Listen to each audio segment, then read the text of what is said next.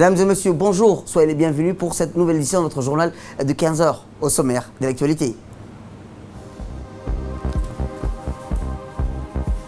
À la une dans l'actualité nationale, à Obok, la jeunesse et les associations se joignent à l'élan de solidarité nationale. Et enfin, dans l'actualité internationale, plus lourd bilan quotidien aux États-Unis avec plus de 2400 morts. C'était les titres. Merci si vous nous rejoignez. Mais avant de commencer par l'actualité nationale, rappelons que 156 nouveaux cas ont été recensés aujourd'hui dans le pays. Le point de presse du secrétaire général du ministère de la Santé vous sera présenté ultérieurement. Autre actualité nationale, l'ambassadeur extraordinaire et plénipotentiaire de la République de Djibouti en Éthiopie et représentant permanent auprès de l'Union africaine, l'UEA, de la Commission économique pour l'Afrique, la CEA, M. Mohamed Idriss Farah, a réceptionné aujourd'hui à l'ambassade de Djibouti à Addis Abeba un don de 500 birs de la communauté djiboutienne vivant à celle travaillant dans les institutions internationales à Addis Abeba en faveur des Djiboutiens affectés par la pandémie du Covid-19. En effet, le président de la communauté djiboutienne à Addis Abeba, M. Ibrahim Abdi Jama, a remis à l'ambassadeur des Djibouti cette somme quotidienne qui montre la mobilisation de la solidarité des Djiboutiens à leurs compatriotes. Et je vous le disais dans le titre, la jeunesse et les associations d'Obok se joignent à l'élan de solidarité nationale aux côtés des premiers contributeurs, le président de la République, M. Ismaël Merguele. Cette action s'inscrit dans le cadre de l'élan de solidarité initié par le président de la République pour lutter efficacement contre la pandémie du Covid-19. 70 foyers pauvres dans la ville d'Obok ont bénéficié de la denrée alimentaire grâce aux fonds collectés par la jeunesse et les associations d'Obok.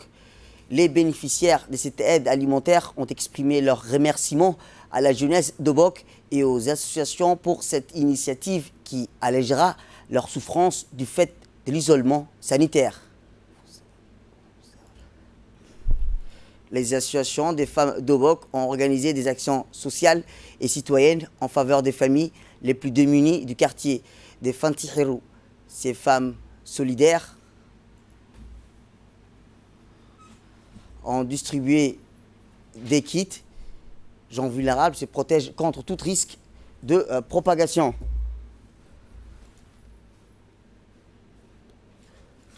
Des sensibilisations des bénéficiaires sur l'importance de la propreté et de l'hygiène dans la lutte contre la propagation.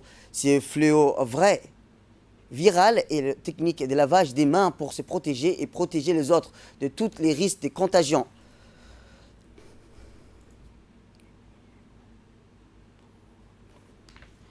Et avant de clore l'actualité nationale, dans la météorologie, le temps nuageux sur l'ensemble du territoire dans la matinée et pouvant occasionner des averses intermittentes, sporadiques, des reliefs à l'intérieur des régions côtières, puis devenant peu nuageux dans l'après-midi de la soirée.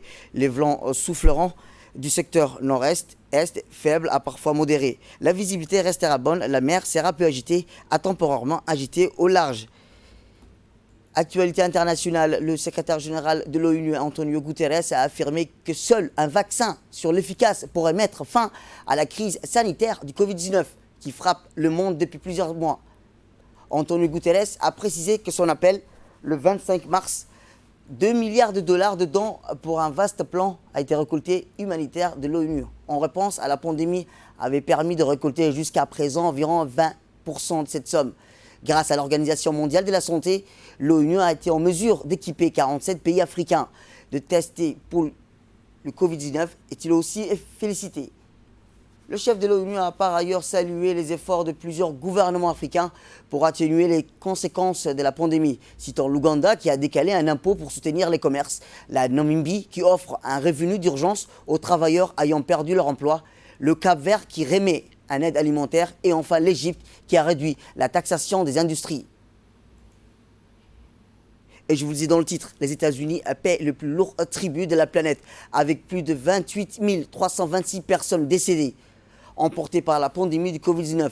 Washington a enregistré aujourd'hui un nouveau record sombre avec plus de 2400 décès supplémentaires en 24 heures, soit le plus important bilan journalier recensé par un pays selon le comptage de l'université américaine Johns Hopkins. Les États-Unis comptent depuis mars le plus grand nombre de cas officiellement déclarés, avec plus de 637 000 contaminations diagnostiquées.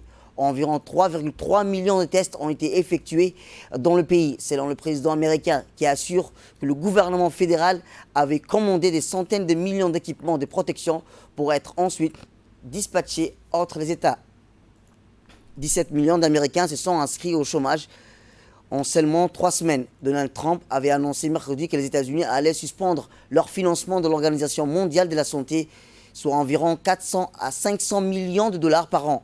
Le locataire de la Maison-Blanche a notamment accusé l'OMS de minimiser la menace que représente le Covid-19. Et enfin, la mission de l'appui de l'ONU en Libye, la MANUL, s'est dite alarmée par l'escalade permanente des violences. L'intensification des combats ces derniers jours faisant victimes civiles et pouvant entraîner de nouvelles vagues de déplacements. La Libye est déchirée par une lutte au pouvoir entre Khalifa Haftar, homme fort de l'Est libyen, et le gouvernement de l'Union nationale basé à Tripoli et soutenu par l'ONU. Le maréchal Haftar tente depuis 1 an de s'emparer de Tripoli et le conflit a fait jusqu'ici des centaines de morts, dont des dizaines de civils, ainsi que 200 000 déplacés. Khalifa Haftar a perdu lundi plusieurs villes de la côte occidentale, dont 2 stratégiques, Sormon et Sabrata, respectivement à 60 et à 70 km à l'ouest de Tripoli. C'est la fin de notre édition. Merci à vous de nous avoir suivis. Restez avec nous pour la suite de nos programmes télévisés.